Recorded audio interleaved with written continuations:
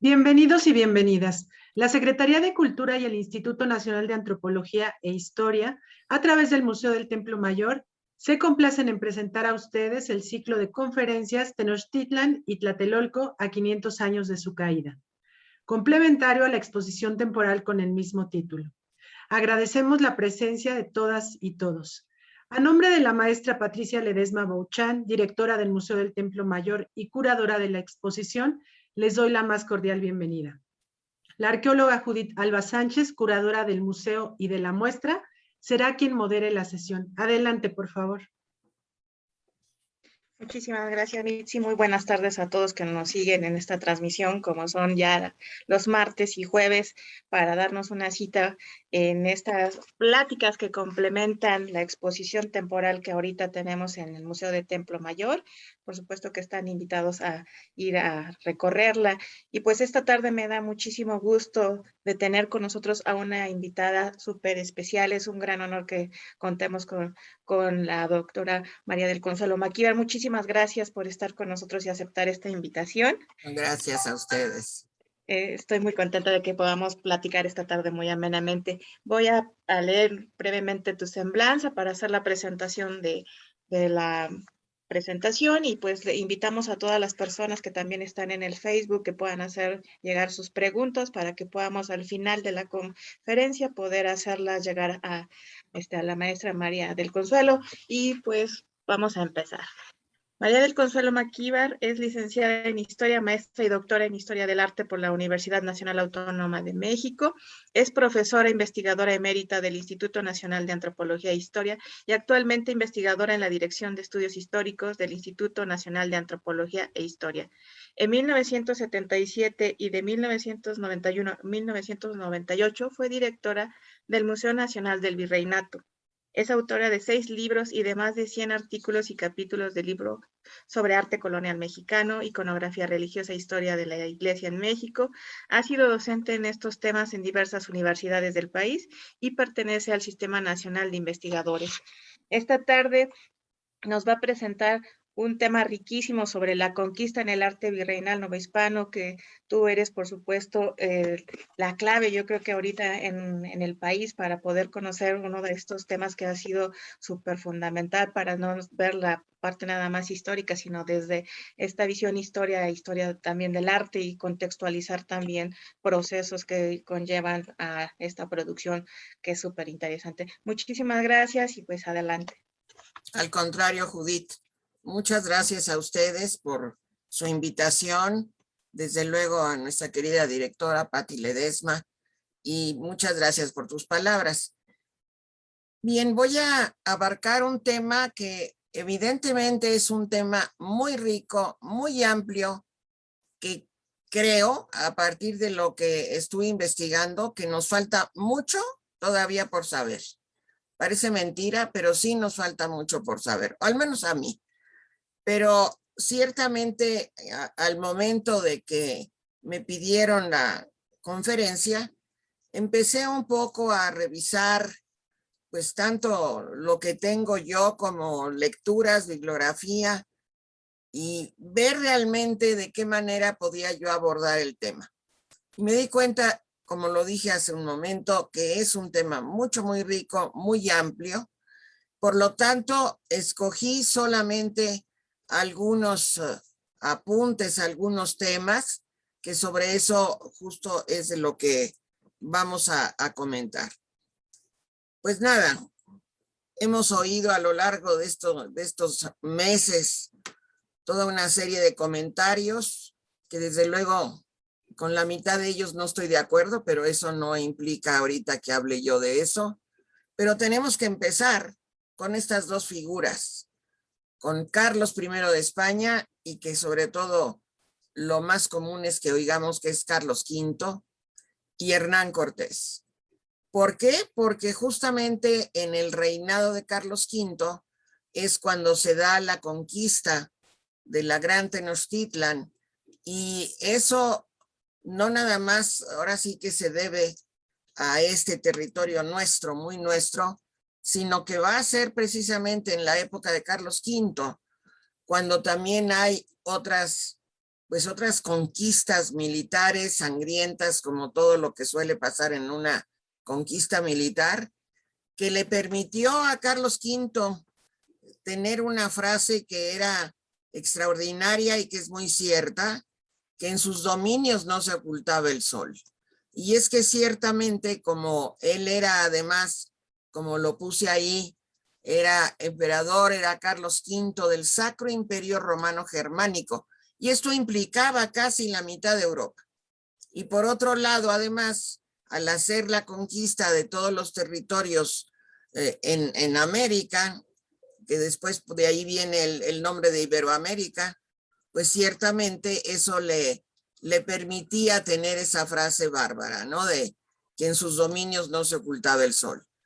Esto obviamente tuvo mucho que ver, pues dos cosas. El tino, ahora sí que el acierto, digo yo, de escoger a estos soldados que encabezaron los ejércitos conquistadores, el haber realmente arriesgado pues fuertes sumas de dinero, desde luego, y lanzarse, porque eso lo tenemos que entender, se lanzaron a una aventura sin saber qué había, casi en general, no tenían noción realmente de lo que había.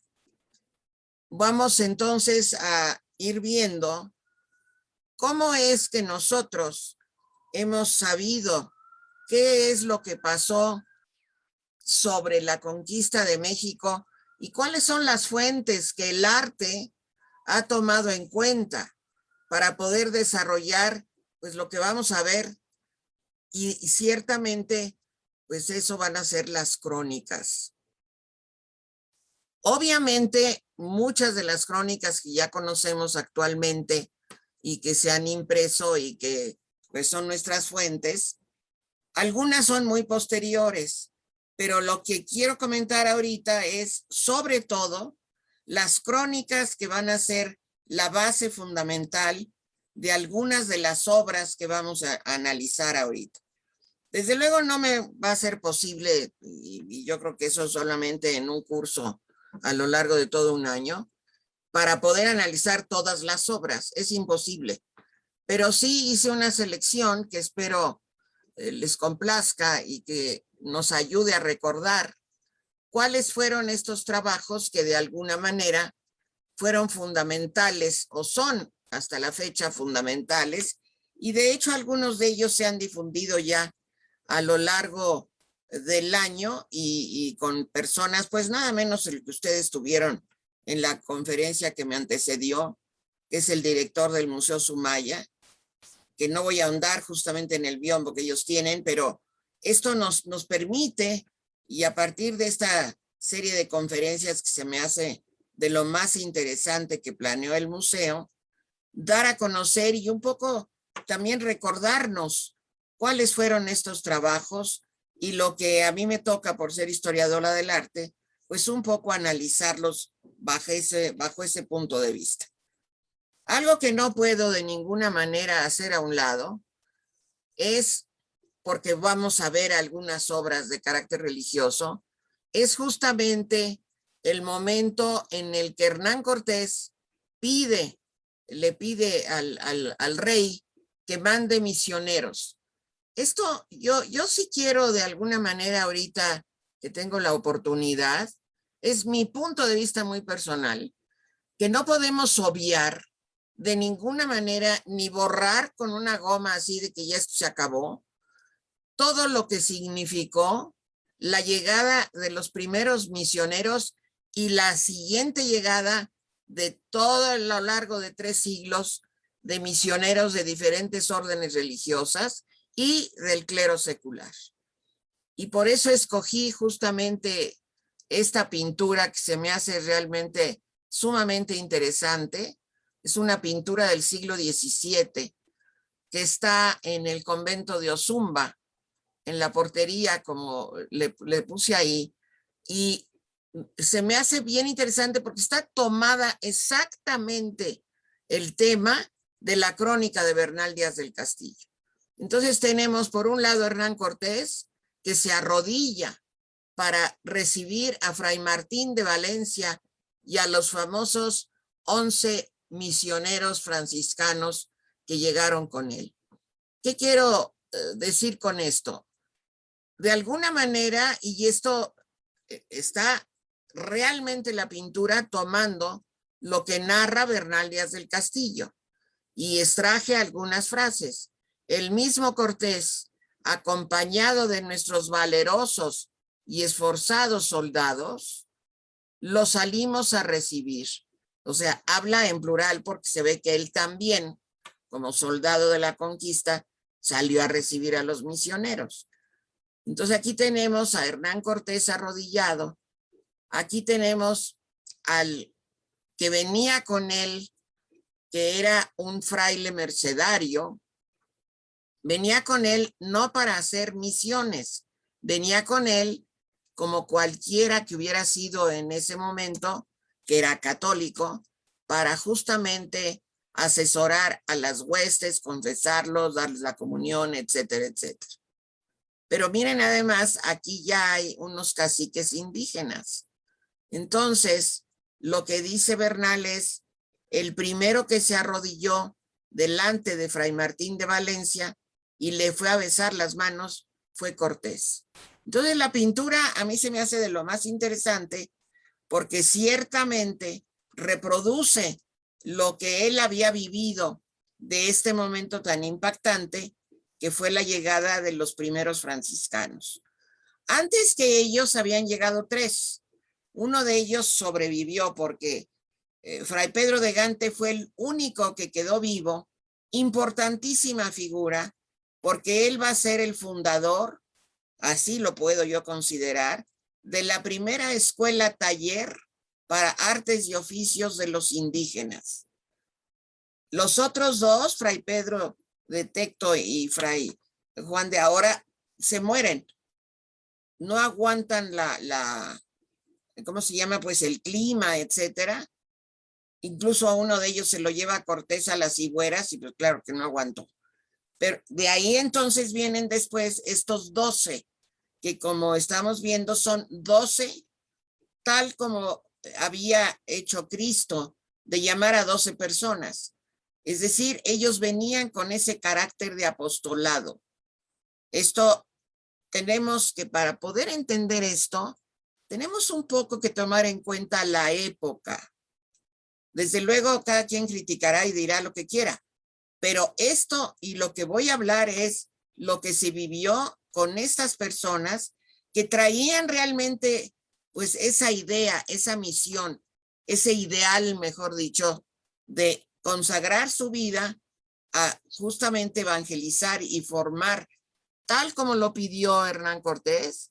Él lo pide en las cartas de relación, le pide al rey que le mande misioneros, porque ya él se da cuenta de la población y desde luego tiene frases que nosotros ahorita pues no las tomamos en cuenta porque son muy fuertes. Están en manos del demonio, son infieles, son idólatras. O sea, las frases son tremendas porque son frases que ellos mismos usaban dada su religiosidad, su formación. Y pensemos entonces que estamos en el siglo XVI.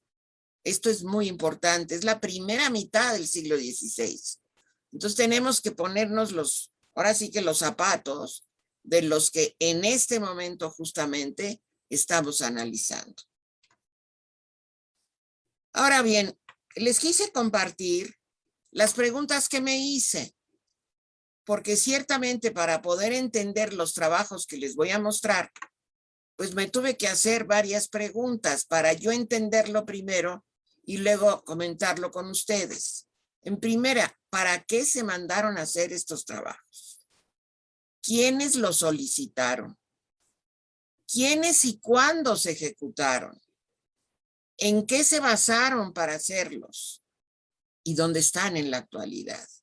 Esas fueron mis preguntas y seguramente ustedes a lo mejor tienen otras, pero voy a tratar de comentar estas.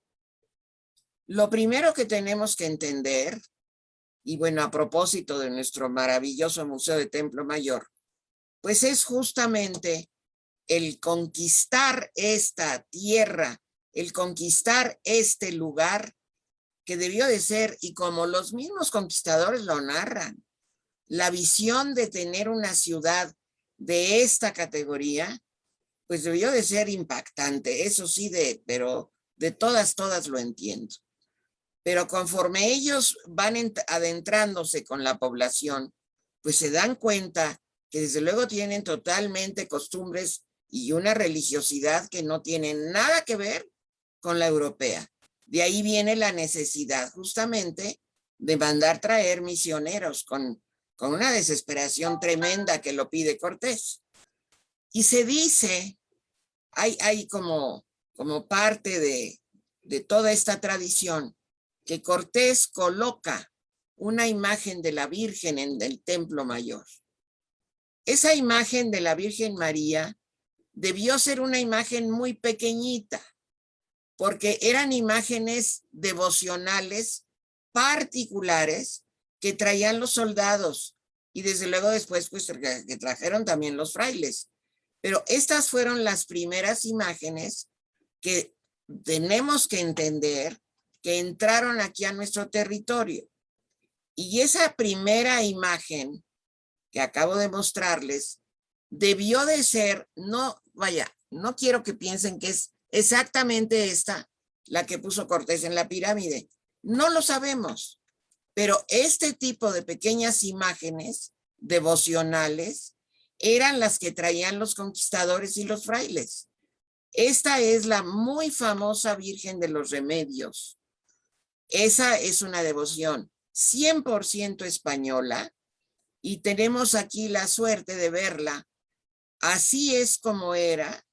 Digo era porque ahorita siempre la van a ver revestida, que aquí tiene su gran santuario, el Santuario de los Remedios, que ahí es a donde está entronizada la Virgen de los Remedios y que tiene gran devoción.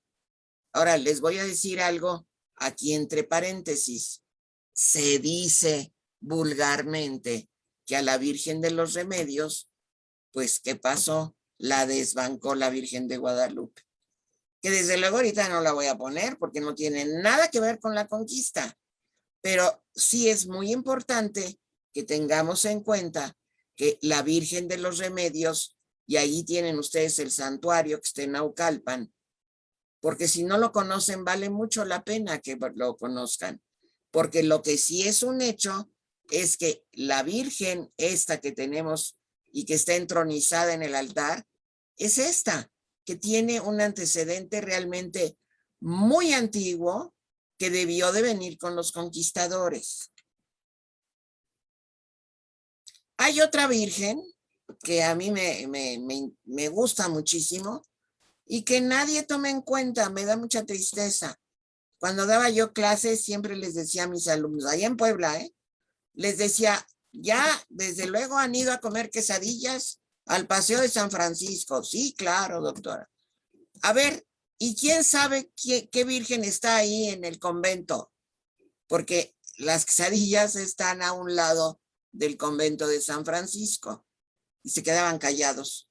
Y claro, nadie se acordaba que aquí adentro, en esta iglesia maravillosa, hay un altar y en ese altar está esta imagen que van a ver. Esta imagen le llamamos la Virgen Conquistadora, que tiene este relicario extraordinario de plata. Ahí está guardadita.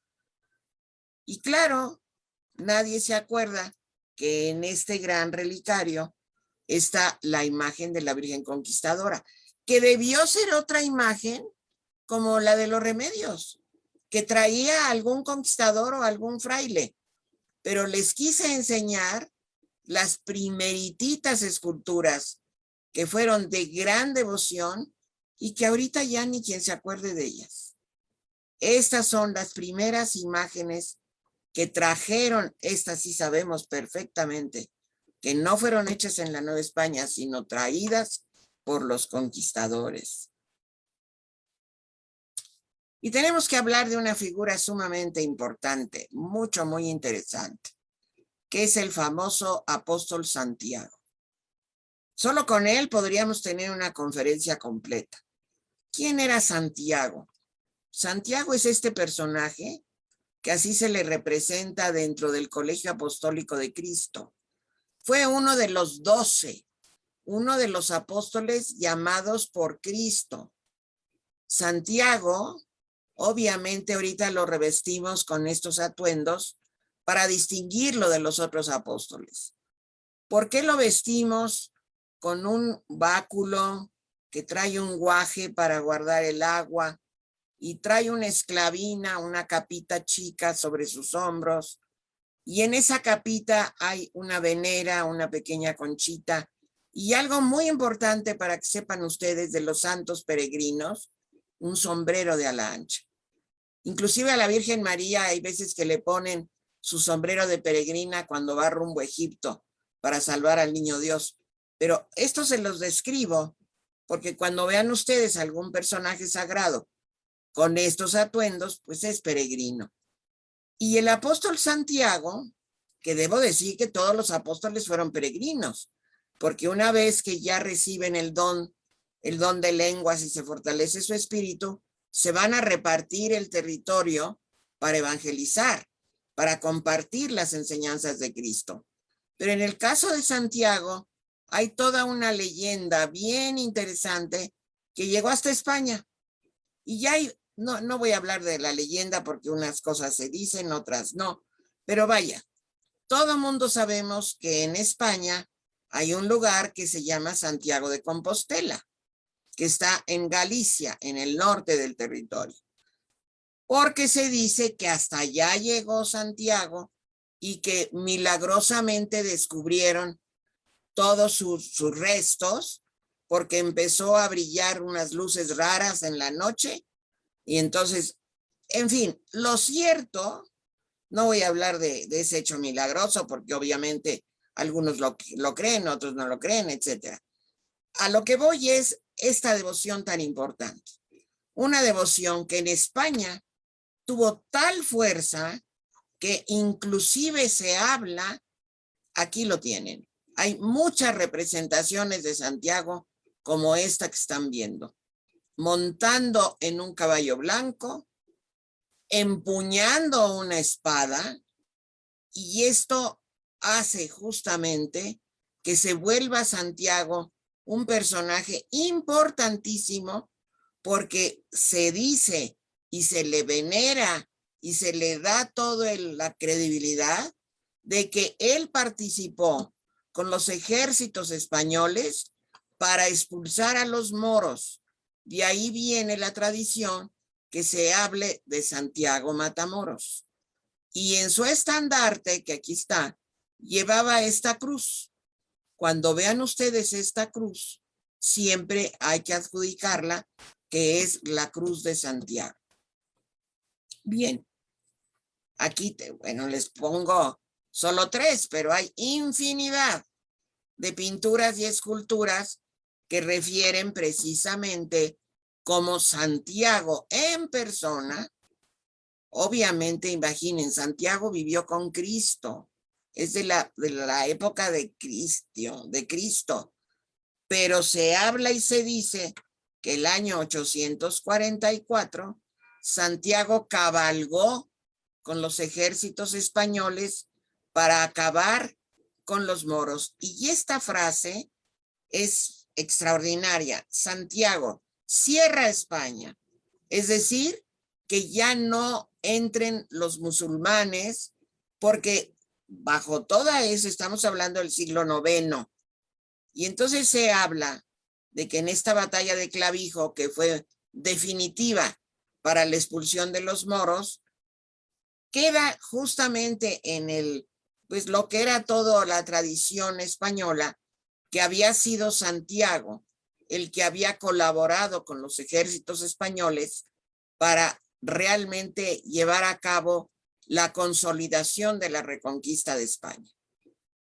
Entonces, ¿qué pasa con esta figura de Santiago? Pues nada, que supuestamente la tradición habla de que Santiago, el famoso Santiago Matamoros, participó también en la conquista de México Tenochtitlan. Y aquí entramos en una es muy interesante la tradición, porque supuestamente los cronistas, de ahí viene que, bueno, quien dice que vieron a Santiago cabalgando en su corcel blanco, cómo se unió a los ejércitos españoles en contra de los ejércitos tlaxcaltecas y mexicas y todo lo que ya sabemos. ¿Quién lo dice? Es muy interesante porque Bernal Díaz del Castillo, en su crónica, dice algo así, no lo voy a decir textual, pero más o menos comenta, dicen que Santiago nos ayudó, que cabalgó con nosotros. Y luego dice una frase que me encanta. Tal vez como soy muy pecador, yo no lo vi. Fíjense qué bonito. Sin embargo, esa tradición de que Santiago tuvo que ver, al igual que lo había hecho en España, con la conquista de México Tenochtitlan, se quedó totalmente en el imaginario, pues digamos, de los indígenas, de los mestizos y desde luego, sobre todo, de los criollos. Y entonces, las imágenes que tenemos de Santiago en el arte novohispano son extraordinarias y son muchísimas. Aquí les puse dos, que esta es una de las imágenes más bellas y yo, bueno, pues la vi muchos años cuando estuve en Tepozotlán. Es la gran escultura de Tepozotlán que se descubrió cuando hicieron el análisis, que está hecha de pasta de caña y material ligero. Ya después hablo de lo que significa esa técnica. Y aquí tenemos otro que es bellísimo. El caballo es muy ingenuo, pero aquí hay el moro, miren, en esta no sabemos realmente cómo era la base de este Santiago, ni sabemos tampoco de dónde viene, de qué lugar de México viene. Y quiero hablar muy particularmente de este Santiago. Esto es, como ustedes ya lo habrán identificado, nuestro maravilloso Santiago, que fue el gran convento franciscano en Tlatelolco. Y esta litografía es lo único que tenemos de cómo era el retablo. Miren la magnitud del retablo que cubría el testero de la iglesia de Tlatelolco. Y lo único que sobrevivió es este relieve. Es lo único que tenemos del retablo y qué suerte que lo tenemos, porque podemos analizar tantas cosas en esta tabla. Supuestamente aquí va cabalgando Santiago. Aquí están los soldados españoles. Aquí hay otro español. Pero miren lo que pasa. Aquí están bajo las patas del caballo los indígenas muertos. Este está casi decapitado. Aquí lo tienen. Justamente en este, por eso lo enmarqué. ¿Qué pasa con este Santiago? Tradicionalmente ya le hemos puesto Santiago Mataindios, porque quien hizo justamente este relieve, obviamente fue un español, quien lo mandó a hacer. Pero ahora les voy a platicar algo que de alguna manera los que nos hemos dedicado a esto, lo hemos ya adjudicado. Cuando se hace el retablo, el que dirigía el convento era Fray Martín de Torquemada, que era uno de los grandes, pues franciscanos que llegan a evangelizar y demás, y él dirigió toda esa zona de Tlatelolco y fue cronista. Su famosa monarquía indiana es muy importante. Y él habla de muchas cosas y de alguna manera una de las cosas que a mí siempre me ha interesado son las artes, como las mencionan los frailes en sus crónicas. Y todos, y sobre todo la escultura, todos comentan que los indígenas mexicanos, los naturales como también les llamaban, tenían grandes dotes artísticas. Él habla, inclusive eso es muy raro, porque casi nunca dan nombres los frailes, ni los cronistas tampoco. Pero él habla de un indígena que era muy diestro, que se llamaba Manuel Mauricio. ¿Qué es lo que pasa? Bueno, pues que hemos adjudicado, ya que el famoso Torquemada alababa muchísimo a los indígenas en su carácter de escultores, pintores, etcétera, pues quizás es posible que esta tabla haya sido hecha por esos indígenas extraordinarios. Lo que es un hecho, esto sí, nosotros que nos hemos dedicado a todo el trabajo escultórico novohispano, esta tabla no fue hecha por escultores españoles.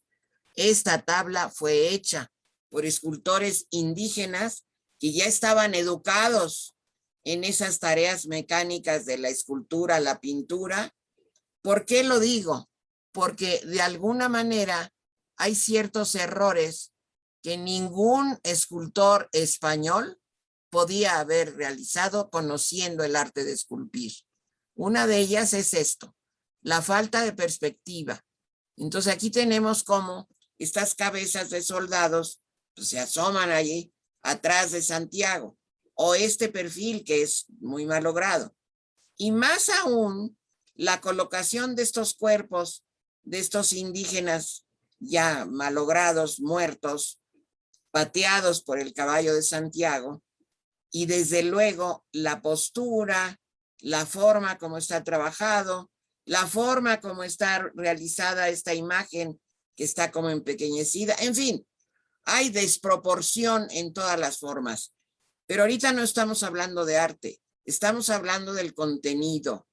Y era importantísimo que yo les mostrara este relieve para también entender, que esto también es muy fuerte, ¿por qué Santiago, si de alguna manera algunos creyeron que participó dentro de la conquista militar, cómo es posible que Santiago tenga tanto culto dentro de nuestro arte novohispano? Es decir, tanto culto dentro de la catequesis y de la evangelización.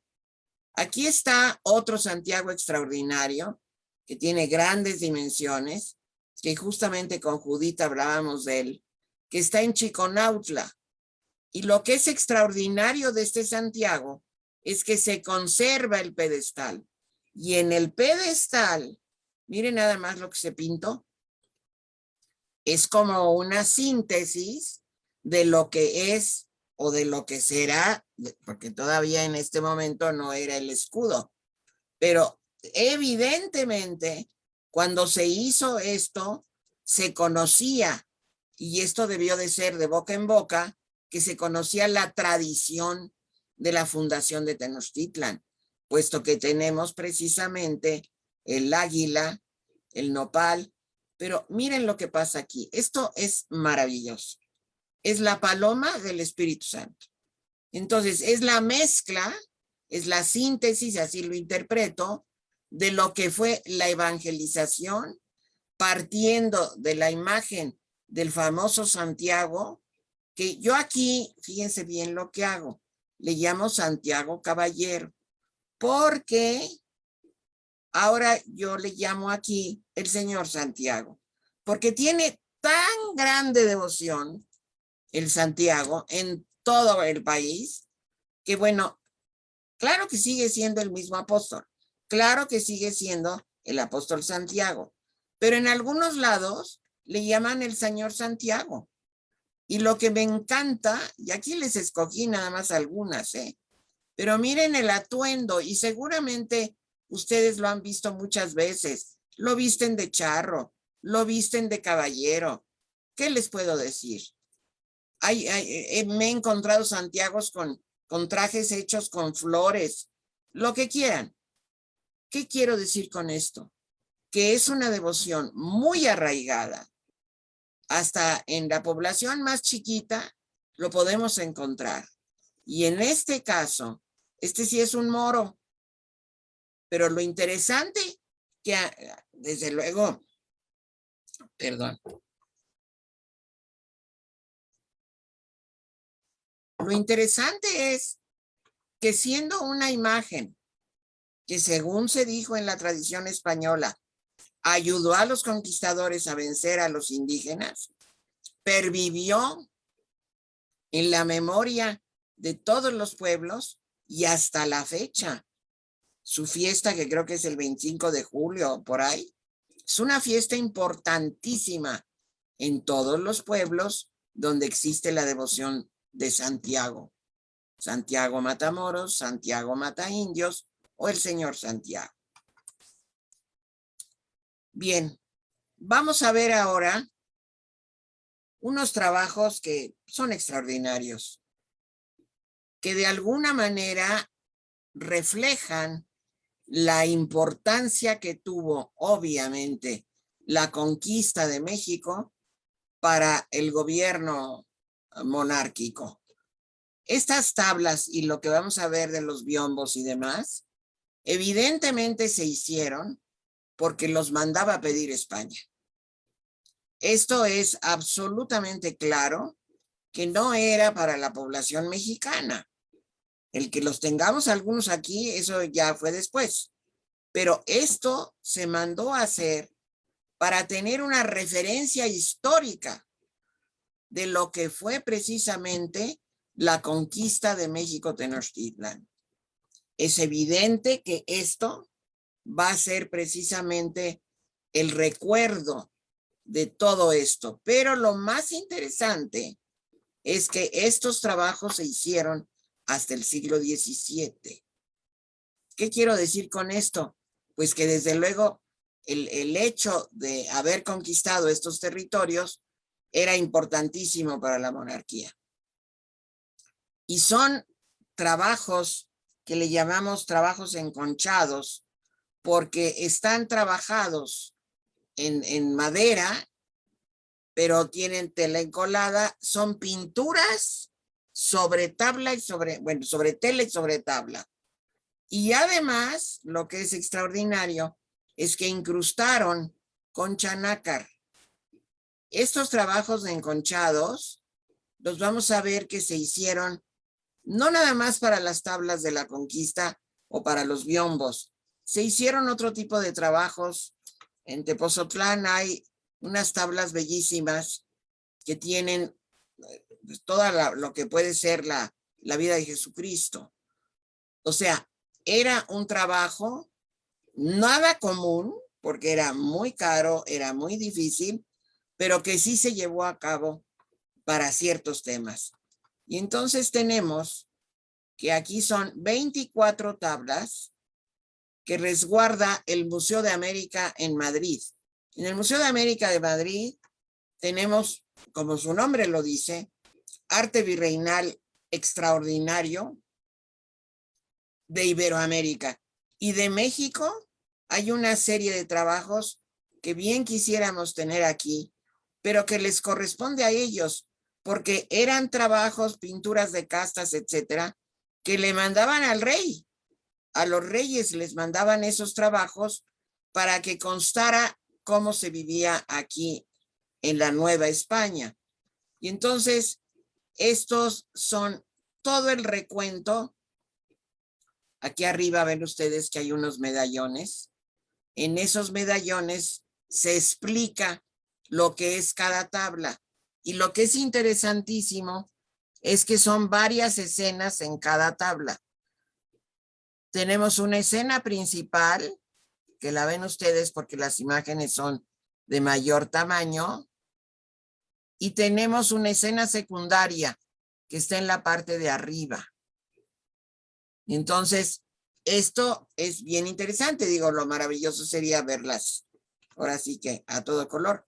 Aquí les pongo un detalle. Esta es la tabla 10 y miren ustedes la finura del trazo. Y supuestamente estos trabajos, no hay, yo no creo que todos los hayan hecho los hermanos González, pero bueno, algunas sí están firmadas de otros trabajos de enconchados. Pero lo cierto es que debieron tener un taller muy grande para poder hacer estos trabajos. Entonces ven cómo está la pintura y luego ven esto que brilla aquí. Esos son los trabajos de concha nácar que se incrustaban en la madera y le daban ciertos brillos y cierto colorido extraordinario. Pero vean, por favor, el detalle tan maravilloso de cómo viene Moctezuma a recibir a Hernán Cortés y cómo lo traen, cómo lo narra. Y esto también debieron tomar en cuenta las crónicas. Por eso empecé con eso, porque si no, ¿de dónde sacaron los artistas toda esta relatoría? Pues claro que lo sacaron de las crónicas. Entonces aquí tenemos cómo va pasando Moctezuma y cómo narra la crónica, cómo se arrodillaban los indígenas, el pueblo, pues, al ver a su emperador. Pero esto también, estos temas de la conquista, se plasmaron, como seguramente ya les platicó el director del Museo Sumaya, el biombo que tienen, que por eso quise empezar con él, simplemente para recordarles que me imagino fue una plática grandiosa sobre el biombo.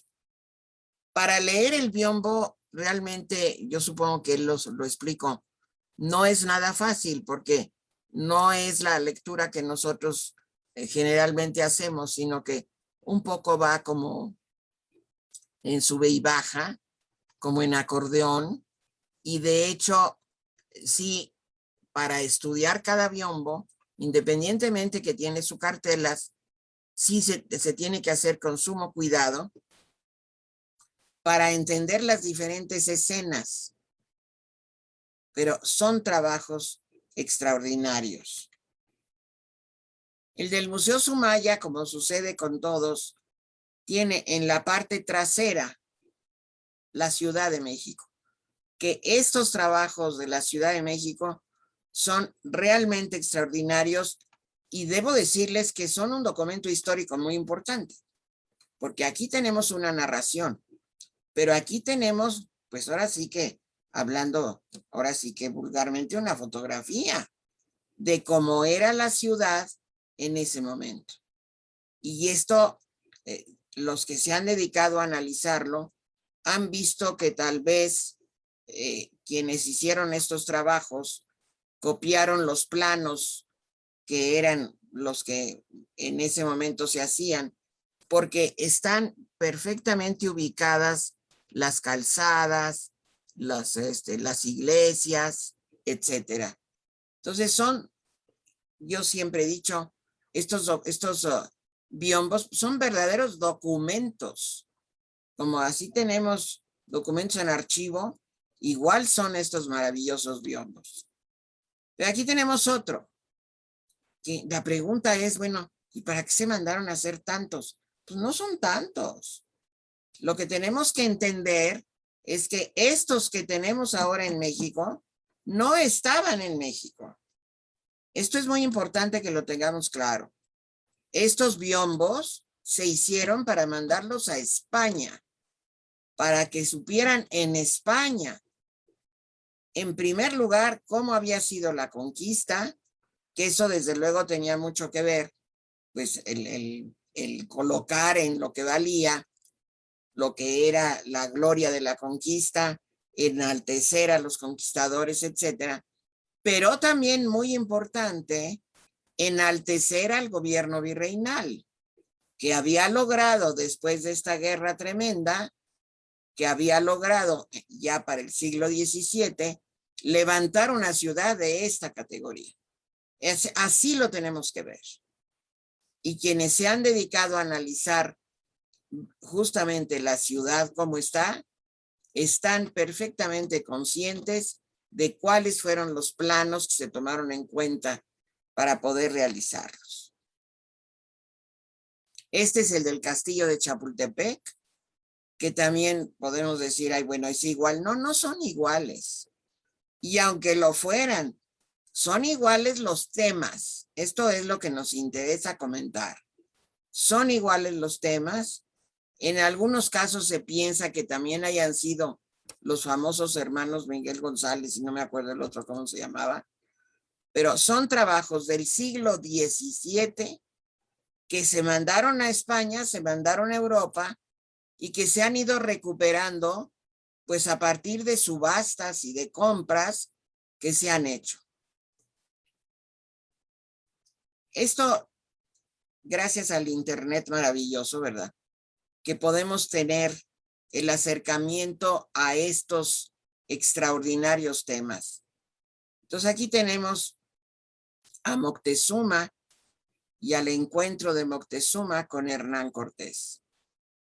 Así como vimos justamente hace un momento cómo traían a Moctezuma bajo palio, pues aquí lo ven igual. Y es bien interesante los atuendos que de alguna manera pues está tomado, y vuelvo a lo que dije en un principio. Si no tuviéramos las crónicas, pues no sabríamos de dónde viene, cómo copiaron pues los artistas todos estos trabajos. Entonces, el acercamiento espero les guste y es bien interesante. Perdón.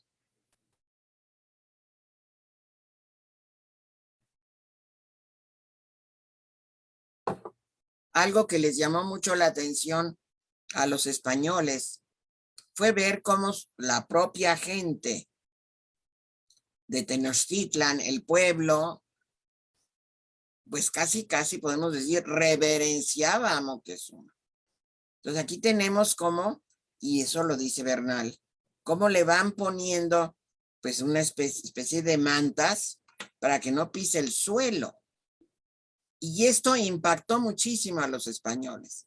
Cuando tengan tiempo, vale la pena que lean a Bernal Díaz, porque es bien interesante cómo se impactan los españoles. Bueno, si a nosotros nos impacta ver todo esto ahora, imagínense a los europeos en ese momento. Ahora, los biombos, lo que es muy interesante es que narran toda la historia de la conquista. Entonces, narran justamente la pedrada que le lanzan a Moctezuma, ladran, cómo es apresado Cuauhtémoc, etcétera, etcétera, hasta llegar ya al final. Hasta viene en una de las tablas, vienen las naves sumergidas que mandó hundir Cortés, etcétera. O sea, en el detalle mínimo se ve que quien mandó, que eso no lo sabemos, no sabemos exactamente quién mandó a hacer los biombos, quién mandó a hacer las tablas. Podemos suponer que fueron los virreyes o que fue la audiencia, no lo sabemos.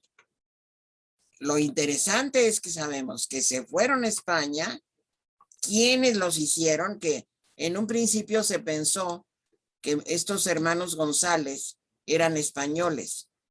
Sí se sabe del siglo XVII, porque en uno está su firma, pero gracias a unos documentos que encontró Guillermo Tobar de Teresa, se supo que eran de la Nueva España. Este biombo es bien interesante porque se acaba de hacer una magna exposición en el Museo del Prado sobre un tema histórico muy interesante y que a mí me interesa mucho, que es el tornaviaje, que es precisamente el momento, bueno, no el momento, a lo largo de los 3 siglos, cuando se descubre la ruta de cómo viajar de Nueva España a Filipinas a través del puerto de Acapulco, se establece una ruta comercial importantísima que enriqueció muchísimo a España. Gracias a que, bueno, costó muchos años descubrir la ruta para partir de Acapulco hacia Filipinas, hacia Manila. Y gracias a que se descubre, porque primero fue, no digo fácil, pero fue un poquito más fácil encontrar la ruta de ida. Lo que costó mucho trabajo fue encontrar lo que se llama como el tornaviaje, es decir, el regreso, porque las corrientes marinas arrastraban los galeones, los hundían, y además tenían la bronca de los piratas, que eso también era otra cosa. Pero por fin descubre México, bueno, descubren Legazpi y Urdaneta, etcétera, descubren esa ruta de regreso y entonces a lo largo de los 3 siglos, hasta que viene la independencia, se acaba este comercio. Pero durante 3 siglos fue un comercio importantísimo. De España, Nueva España, Acapulco, Manila y de regreso con toda la mercancía hacia Veracruz y Veracruz a España. Eso es lo que se conoce como el tornaviaje. Pues bien, hubo un congreso que tocó ese tema hace como 3 años y se puso una magna exposición. Y esa exposición la pusieron en el Museo del Prado, lo cual debo decirles que fue bien importante porque el Museo del Prado pocas veces ha exhibido arte novohispano, muy pocas veces. Y en esta ocasión sí hubo arte novohispano y uno de esos fue este maravilloso biombo, que está en una colección particular en España. Pero miren cómo es la misma idea de lo que acabamos de ver. Aquí está la Ciudad de México y aquí está, bueno, no se ve nada, ¿verdad? Pero es exactamente lo mismo, el mismo tema, la conquista de México Tenochtitlan. Bien, ahora les voy a hablar de unas pinturas que es extraordinario el caso, porque son 8 pinturas del siglo XVII, como se los puse ahí, que abordan la conquista de México Tenochtitlan y que se encuentran en la librería del Congreso de Washington. Esto era de un señor que estaba en su colección, J. Kislak. Y esto lo saqué de un libro extraordinario, que fue una exposición de hace muchos años, que se puso en Banamex, sobre y aquí lo tienen, ¿cómo se llama? Imágenes de los naturales en el arte novohispano. Esas pinturas, que son 8, de alguna manera es exactamente la misma idea. Son, hasta lo último que sé, no han logrado saber quién las hizo, pero son exactamente lo mismo que se reproduce en los biombos y en las tablas de los enconchados. Pero lo que es maravilloso es que en una pintura pues se puede apreciar un poco más y sobre todo, pues todo esto lo tuve que sacar desde luego de internet y bueno, me permitió acercarme a lo que es precisamente la narración, pero lo que yo quisiera desde el punto de vista artístico, permítanme que les haga ver cómo pintar esta multitud. Lo mismo acá, los indígenas, es decir, quien llevó a cabo estos trabajos era alguien, obviamente, que conocía perfectamente la perspectiva, el uso del color, la manera de cómo tratar el cuerpo humano o los caballos, etcétera. O sea, no son aficionados quienes hacen estos trabajos. Son absolutamente personas que conocen la técnica y que saben del arte de la pintura. Y entonces tenemos que en esta colección Kislak son 8 pinturas que narran precisamente, aquí les puse algunas. Y miren cómo se reproduce, volvemos a que la crónica fue muy importante para pues llevar a cabo todos estos trabajos, ¿verdad?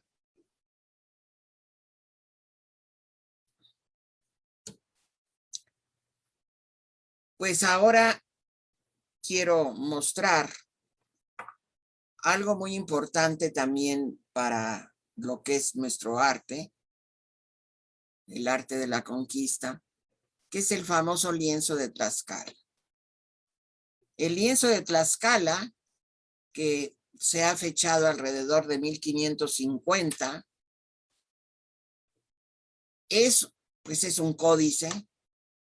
Es un códice que se hizo por los propios tlaxcaltecas, y aquí les puse en síntesis lo que voy a comentar, para afianzar ante el gobierno virreinal su participación en las guerras de conquista. Y tal vez lo que mejor hay que decir es que fue para realmente afianzar su participación ante el gobierno no virreinal, sino del propio monarca español. Esto fue muy importante para ellos porque les habían, según se sabe, ofrecido una serie de privilegios pues tremendos, ¿verdad? Les habían ofrecido tierras, les habían ofrecido cargos, etcétera, etcétera. Y esto fue pasando tiempo y no se cumplió del todo. Y de ahí viene entonces su interés por hacer todo un códice que le llamamos el lienzo de Tlaxcala, que los originales no se sabe dónde están. Esto es una reproducción que hizo Yáñez, que es un pintor, que ahorita van a ver alguna de sus pinturas. Pero en este códice se narra toda la conquista. Y era justamente con la idea, miren qué extraordinario, o sea, se puso justamente y ponen ellos el escudo de España, aquí está el águila bicéfala de los Habsburgo, y ponen además todo lo que tiene que ver con Tlaxcala, porque lo que están gritando, pidiendo a gritos, es que ¿dónde quedaron sus privilegios? Porque ciertamente pues no logran todo. Aquí nada más puse algunos, pero es un códice muy grande. Este es Juan Manuel Illanes, el que hace, ahora sí que copia el lienzo de Tlaxcala. Y lo que me interesaba ya para terminar es mostrar de dónde salen unas pinturas extraordinarias, que es también un documento histórico formidable, del bautizo de los señores de Tlaxcala. Pues está en el lienzo de Tlaxcala. Y entonces tenemos que ahí se ve cómo están bautizando a los señores de Tlaxcala. ¿Y quién está acompañando a Cortés? Pues está la Malinche. Y exactamente igual está en este, pues es una especie de pinturita que refleja lo mismo del códice. Pero lo que me importaba era que vieran estas extraordinarias pinturas que están, una en la catedral de Tlaxcala y otra está en una parroquia, y creo que hay una tercera. Pero aquí les puse dos de ellas, que para mí es un despliegue realmente de quien la hace, de quien hace las pinturas. Una de ellas sí está firmada por Illanes, el mismo del lienzo. Pero les quiero justamente comentar qué está significando aquí todo esto. En primer lugar, tenemos una pila bautismal. Es exactamente lo mismo en los dos. La pila bautismal. Tenemos que están preparándose los caciques para el bautizo.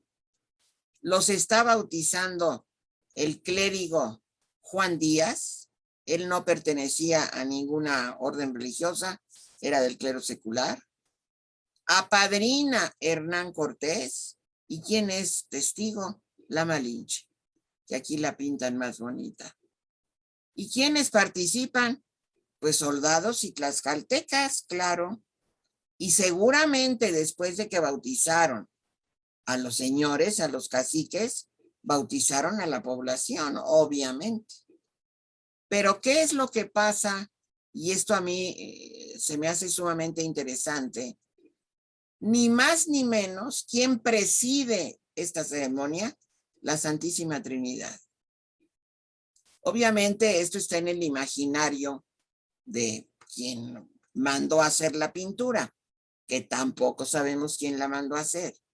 De estas pinturas no tenemos referencia más que las pinturas y la firma de Illanes, y tenemos el escudo, los escudos, pero ciertamente pues podemos ya interpretar perfectamente. Entonces está Dios Padre sosteniendo Este tipo de Trinidad se le llama trono de gracia, sosteniendo a Cristo en la cruz, la paloma del Espíritu Santo, que va a bajar en el momento del bautizo a convertir a estos caciques tlaxcaltecas al cristianismo, y los ángeles músicos que se regocijan porque hay nuevos cristianos.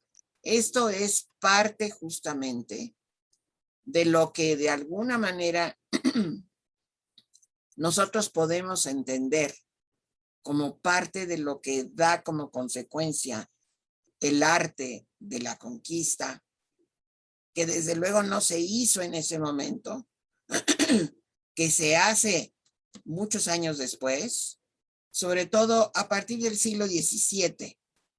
Esto sobre todo se da a partir del siglo XVII, y la participación de los tlaxcaltecas la van realmente a comentar mucho tiempo, porque se sabe que todo lo que les habían ofrecido por parte del gobierno español no se los cumplieron. Pedían todos los privilegios que ustedes se pueden imaginar: no pagar tributos, una serie de concesiones con las tierras, etcétera, etcétera. Y de ahí viene entonces el que se haya hecho el famoso lienzo de Tlaxcala y se consolida con estas pinturas para mí extraordinarias. Pues eso es lo que les quería yo participar. Así es de que escucho sus comentarios. Gracias.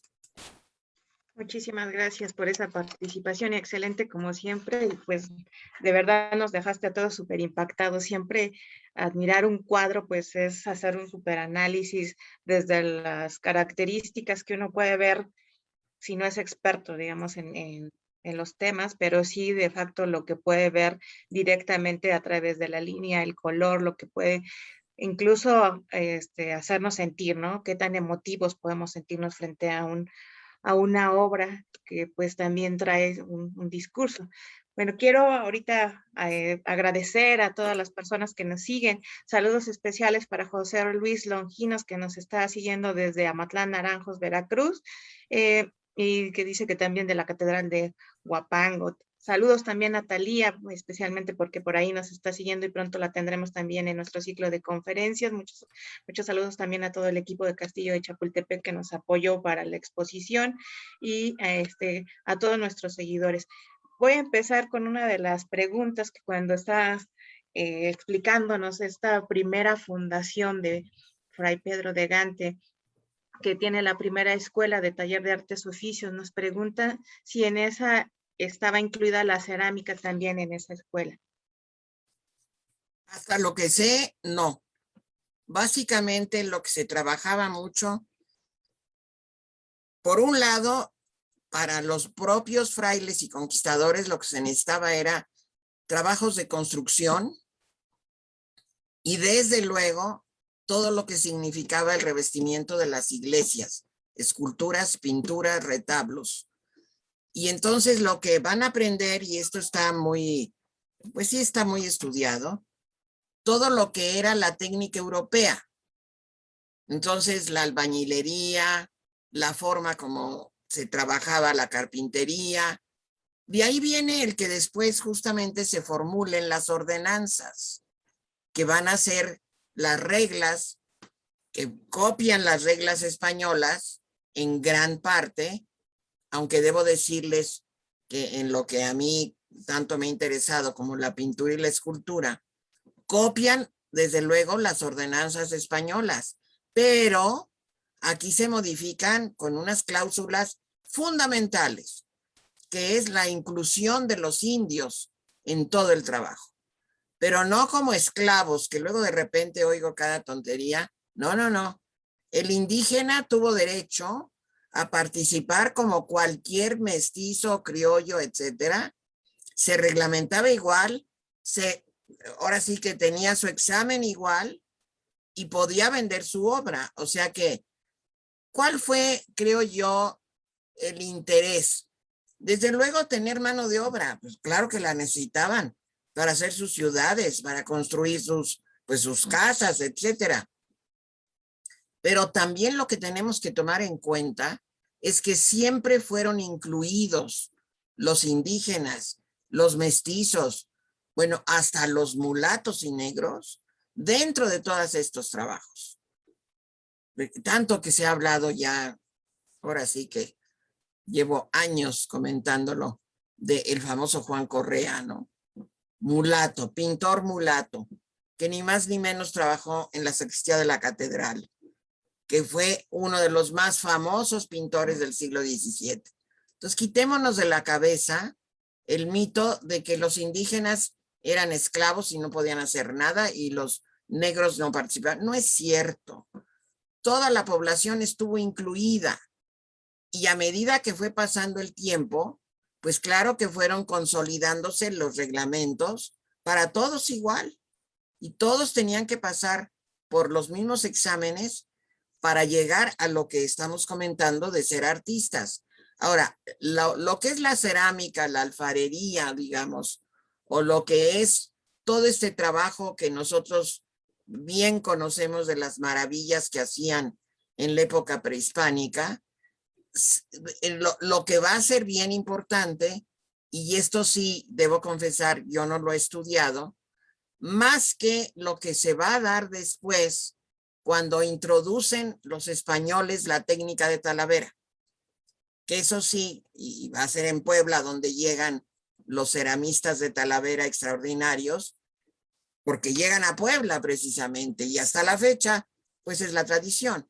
Pero yo ahí sí no te sabría contestar si durante la época que estamos viendo, dónde se trabajaba la cerámica. A lo mejor era un trabajo un poco más libre, no lo sé.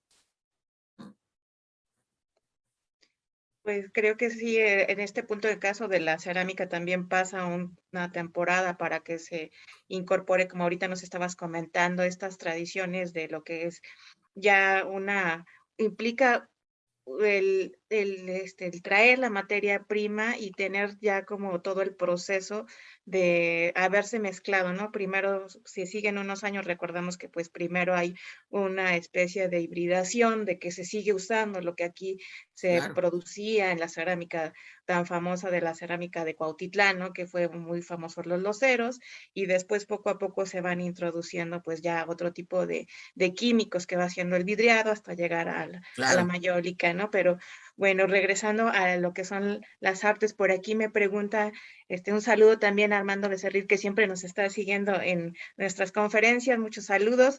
Nos pregunta del retablo de Tlatelolco, ¿cuál fue el motivo de la pérdida y de que se haya conservado únicamente lo que se mostró del relieve? Pues yo quisiera saberlo. Lo que sí le puedo contestar es que hubo muchísima destrucción de retablos por varias razones.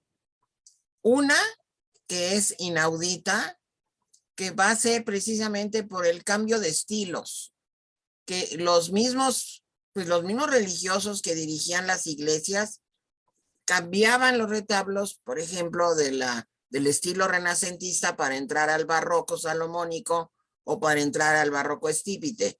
Pero en el caso de Tlatelolco, sí debió ser la destrucción de alguna manera paulatina, porque lo que sí tenemos muy claro, y la pregunta es maravillosa, ¿por qué subsistió el relieve? Pues por suerte, porque ahí sí no tengo la menor idea de cuál fue la fortuna, la buena fortuna de que quedara el relieve. Sabemos por la crónica del propio Torquemada de cómo los indígenas colaboraron para hacer toda la ornamentación, toda, de la iglesia. Inclusive por azares del destino conocí a un colega que encontró documentos donde los indígenas se quejaban de cómo los explotó Torquemada, que no lo dudo, para hacer el retablo. Porque evidentemente debió ser una obra extraordinaria, las dimensiones nos lo dice y todos los retablos nos lo dice la litografía, pero ciertamente no tengo idea de cómo se fue destruyendo. Y lo que sí va a ser tremendo es que cuando vienen ya todos estos periodos de nuestra historia, donde Tlatelolco va a sufrir mucho porque fue tomado como cuartel y fue tomado como, pasaron con muchas iglesias. Y eso hace realmente el que, pues ahora sí que por fortuna se conserve solamente el relieve. Pues fue muy interesante esta parte de presentarnos a Santiago Tlatelolco porque tenemos más preguntas precisamente de este caso. Nos preguntan, ¿cuál es el motivo de la devoción hacia Santiago, siendo que la creencia dice que ayudó a los españoles a vencer a los indígenas? ¿Cuál sería como tu propuesta a lo mejor? Pues lo que yo pienso es que no es, o sea, fíjense lo que voy a decir y cada quien tómelo como quiera. No se ve al Santiago martirizando al indígena. El indígena de ese momento lo que nos está recordando es la infidelidad, es la no creencia en Dios, en Cristo, etcétera. Entonces, la interpretación que podemos dar es que lo que Santiago hasta la fecha nos ayuda es a apartarnos del mal, a llevarnos hacia el buen camino, digamos así. Entonces, Santiago lo que lucha es contra el pecado, es contra la infidelidad, etcétera.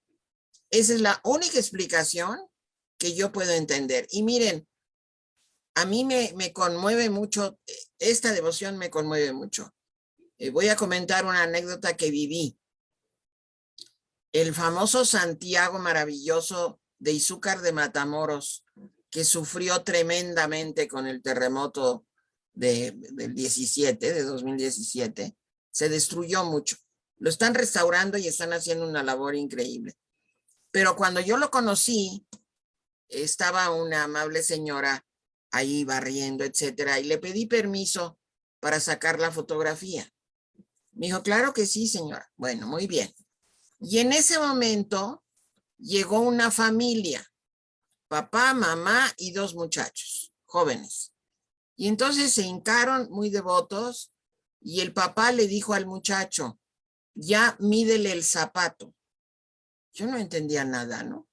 Entonces el muchacho sacó el metro, midió el zapato, midió no sé qué otra cosa, volvieron a rezar, se hincaron, se persinaron y se fueron.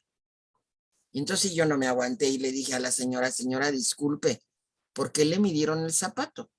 Y entonces me comentó, cada año una familia se encarga en la fiesta del Santiago de su atuendo y le compran espuelas y le compran botas y le ponen su capa, etcétera, etcétera. Esto se los comento porque es una devoción muy arraigada. Y evidentemente la devoción es que es un santo al que invocan para estar unidos, para tener salud, para ser buenas personas, etcétera, etcétera. Porque llegó la familia. Entonces, esto, ahí yo creo que no podemos criticar, no debemos hacerlo, sino respetar lo que estas devociones significan para la gente. Eso es lo que yo siempre he pensado. Pues creo que por ahí se va contestando una de las preguntas que también por aquí me hacían de los factores que se consideraban relevantes para la devoción en varios lugares. Ya ahorita nos diste un claro ejemplo de por qué, más bien son algunas motivaciones que tiene cada quien y pues ahorita con lo que nos explicas de cuál sería el significado directo de Santiago es el que aparta el mal, pues creo que por ahí estaría amarrado. Regresemos un poquito, a lo mejor que me encantaría preguntar si tú has visto, si hay una relación de estos Santiagos, porque generalmente están en algunos lugares donde fueron como cabeceras indígenas, por ejemplo, Chalco, o este que nos presentaste de Chiconautla, que en algún momento del siglo entre el 16 y 17 también fue como un lugar que tenía también de tradición indígena, de herencias de los acolhuas, y por ejemplo, no sé, también en Tepozotlán, ¿no? Donde son sitios que tuvo también algún asentamiento importante prehispánico. ¿Hay una relación que tú logres ver también ahí? No, fíjate que no la veo. Y bueno, de una vez te comento, el de Tepozotlán no es de Tepozotlán. Es una pieza de museo que llegó en las colecciones, pero no es del pueblo de Tepozotlán. Ahora, la de Chiconautla es así. Esa sí es de Chiconautla.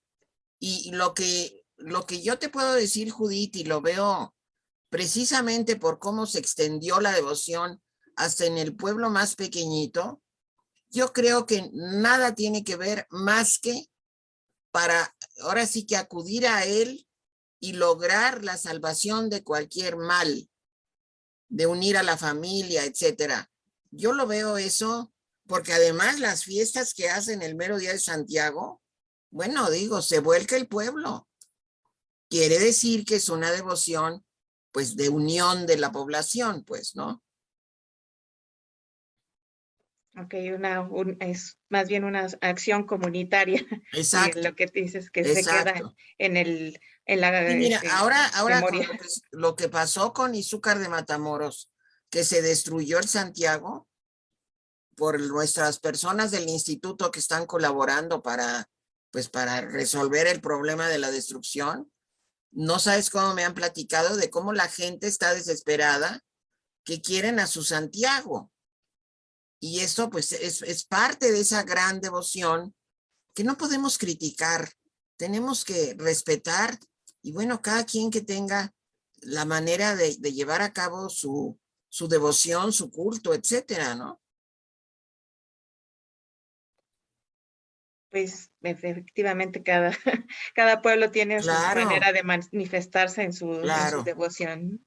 Y aquí, pues, bueno, lo que estamos recuperando es como en el arte, a través del arte, pues, logramos ver algunas cosas, por ejemplo, en estas escenas donde tenías como la imagen de la fundación, ¿no? De Tenochtitlan al pie de, exacto.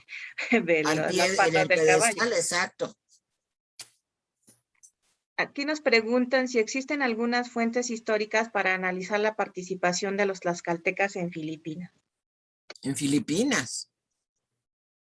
Bueno, Mira, eso es lo que... lo que sí te puedo comentar de todo lo que he investigado así en general, como los tlaxcaltecas realmente quedaron en el imaginario español como los grandes apoyadores del gobierno español, de la monarquía. Entonces, a donde había, pues, ¿cómo te puedo decir? Por ejemplo, para hacer en el noreste y noroeste de nuestro país, que fueron lugares muy difíciles para los asentamientos y para consolidar la población, muchas veces se llevaban tlaxcaltecas. O sea, como que tenían la idea los españoles que había sido, o que era, además, en plena Nueva España, pues claro que era un pueblo que les ayudaba y conformaban grupos sociales. Entonces los llevaban para poblar. Esto sí es algo que sí lo he leído en varias ocasiones, porque siempre los consideraron como una población fiel que iba a cumplir sus deseos, ¿no? Pues bueno, muchísimas gracias también a todos los que te están mandando muchos saludos por acá. Gracias a la gente que nos sigue desde Texcoco, también a Clementina Batco te manda muchos saludos especialmente. Y pues muchísimas gracias por seguir también con nosotros en esta transmisión. También me preguntan si se podría explicar las técnicas de construcción de las esculturas y si la tradición de trabajo en piedra se abandonó. No, para nada. Sí, cómo no. A ver, desde que llegan los primeros artistas, bueno, no, vamos a irnos atrás. Cuando se funda la famosa Escuela de San José de los Naturales que funda Fray Pedro de Gante, una de las cosas una de las técnicas, pues, que desde luego se fomentó y se instruyó a los indígenas era la escultura, la pintura, la albañilería al estilo europeo. ¿Por qué digo al estilo europeo? Porque la escultura, por ejemplo, en piedra, aquí, esas maravillas que tenemos de nuestras pirámides, esculturas, pues nada más ahí para que entremos a Templo Mayor, ¿verdad? Eso se tallaba piedra contra piedra. porque no conocían el hierro. Eso fue lo extraordinario. Y eso, no saben cómo lo admiraron los españoles. Yo me dediqué a revisar, cuando trabajé en la escultura, que es un libro que tengo desde hace mucho tiempo, y me dediqué a revisar qué opinaban los españoles. Y todos acababan sorprendidos de cómo era posible que habían levantado esas ciudades impresionantes sin conocer el hierro, solamente tallando piedra contra piedra. Entonces, cuando llegan los primeros escultores, ya los artistas a hacer los retablos, y los pintores a hacer las pinturas, etcétera, es cuando tenemos que entender que se formulan las ordenanzas. O sea, lo primero fue la famosa escuela de Fray Pedro de Gante. Esa escuela se replicó en muchos lados. No nada más fue una escuela de los franciscanos. Después la replicaron también los dominicos y los agustinos en sus conventos. Es decir, fueron formando mano de obra. A la vez que catequizaban, formaban mano de obra. Entonces tenemos que llegamos a finales, a la segunda mitad del siglo XVI, y entonces empiezan a formular las ordenanzas para el gremio de escultores, para el gremio de pintores y para todos los gremios. Estoy hablando ahorita del arte porque es lo que estamos ahora sí que manejando, pero para hacer las velas, para hacer lo que quieran, no se podía trabajar individualmente. Se tenía que trabajar en el gremio que le correspondía. ¿Por qué? Porque ese gremio tenía su mesa directiva, tenía sus reglas, tenía sus cuotas de trabajo y tenía obviamente la formación. ¿A qué me refiero?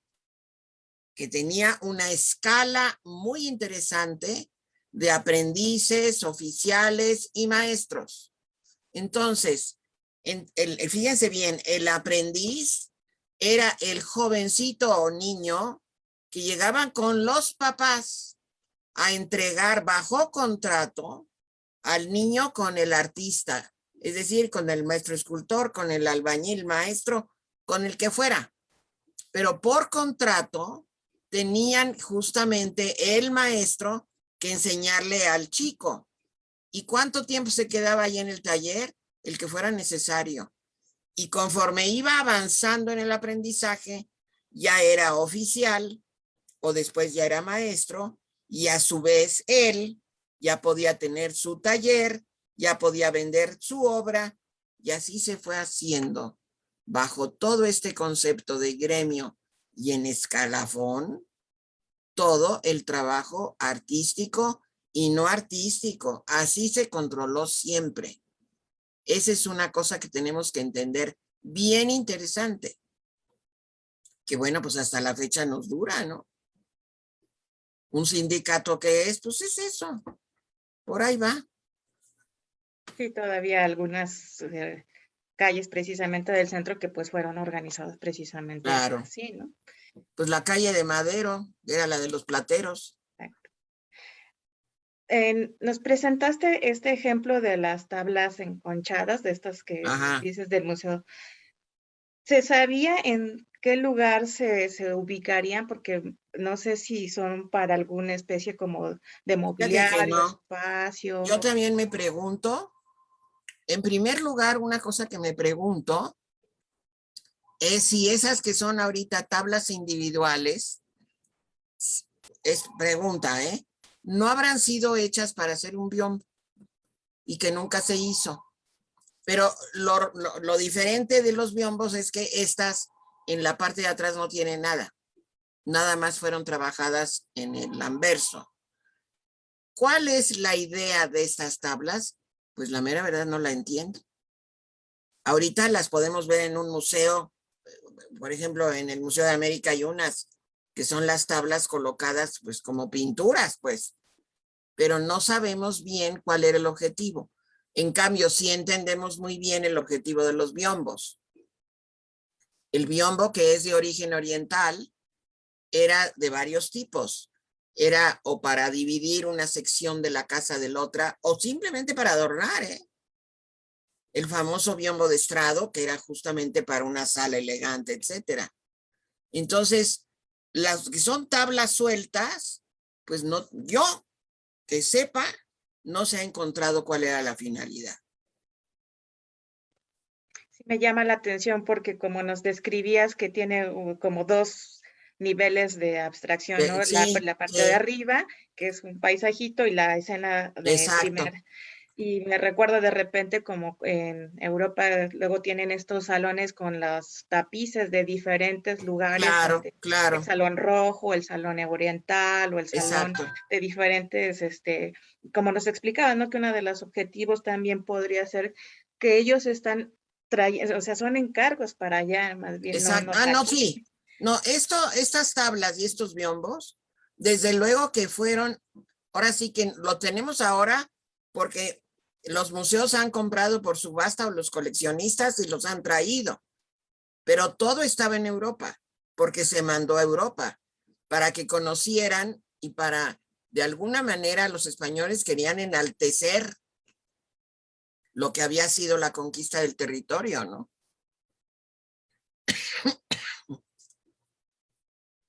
Pues bueno, creo que ya vamos a ir cerrando la plática, nada más quisiera ir haciendo el último cierre.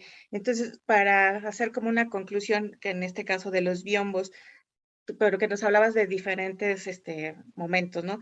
Es generar un impacto, bueno, como que, como lo que nos decías, ¿no? Si yo lo veo ahora y a mí me impacta, imagínense en ese momento lo que Ah, no, estábamos, claro, claro. impacto por un lado, también tener un registro de esos eventos. Exactamente. Ese era el objetivo, ¿eh? Lo principal era por un lado, enaltecer cómo había sido la conquista, el registrar el hecho. Es evidente que lo que querían era que eso constara para siempre, pero tener realmente la memoria de todo esto. Ahora, lo que es bien interesante, que eso yo lo comento en lo personal, es por qué tanta belleza. O sea, tanta riqueza inclusive. Por ejemplo, lo de los enconchados. ¿Para qué incrustar concha nácar? Entonces, ahí lo que yo regreso a mi mente es porque además del hecho histórico, de la constancia y de enaltecer lo que había hecho el gobierno español, ¿por qué no tenerlo como una pieza de arte? Evidentemente, y estos enmarcamientos con flores, etcétera, pues eso es para embellecer el trabajo. Entonces, ahí yo veo un doble objetivo definitivamente, ¿no? Creo que ese es uno de los puntos nodales justo de cómo se observa el arte, ¿no? Exacto. Sobre todo en Europa, ¿no? Que es Y que de alguna precisamente. manera cuando se hizo, no era para que fuera arte. Eso es, vaya, lo dije mal. El objetivo no era llevarlo a un museo, era mostrarlo a las autoridades, era tener constancia de eso, y ya después se va a ir recuperando en la memoria de quienes los van a adquirir. Pero en realidad lo que importaba era enaltecer la conquista de España allá en Europa. Miren lo que logramos, esto conquistamos y además esta ciudad hemos construido. Porque eso es bien interesante. Nosotros luego nada más vemos la conquista. No, es la conquista, pero vamos a darle la vuelta para ver cómo quedó la ciudad después. Esto es maravilloso. O sea, el que tengamos,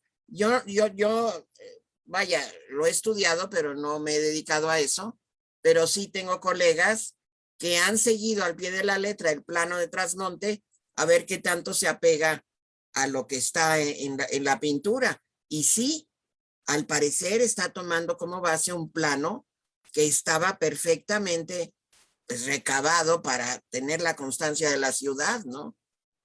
Eso es maravilloso para mí. Y bueno, creo que yo le encontraría una palabra para poder hacer como un énfasis a la magnificencia justo que nos decías, ¿no? De poder hacer ese resalte en estas obras. No sé si quieres aumentar algo más para hacer el cierre de la presentación. No, pues en realidad no. El algo más será que me falta mucho todavía, porque realmente es un tema, vaya, yo lo había tomado muchas veces, pero no con toda la unidad que pretendí darle ahora. Y realmente me doy cuenta que es un tema muy rico y muy importante. Y además les doy las gracias. Pues muchas gracias por haber aceptado la invitación y qué bueno que nos lo hago, ahorita nos lo vuelves a decir, ¿no? Con lo que empezaste es un camino largo que todavía falta, es un lugar que todavía tenemos para explorar y pues ahí está para las futuras generaciones de lo que se va creando, ¿no? Muchísimas gracias a Al nombre de todo el contrario, equipo del Judith. Templo Mayor por haber aceptado. Y bueno, pues también quiero aprovechar para invitarlos a nuestra siguiente presentación, no se lo pierdan porque ahora vamos a entrar un poquito más a los temas de los documentos y a la parte de las metodologías que se lleva en historia, entonces no dejen de seguirnos por favor los martes y los jueves porque vamos a tener la participación del doctor Rodrigo Martínez Barak y de la doctora Diana Magaloni la siguiente semana. Aquí los vemos en el mismo sitio y pues muy buenas tardes a todos. Muchísimas gracias por seguir. Gracias.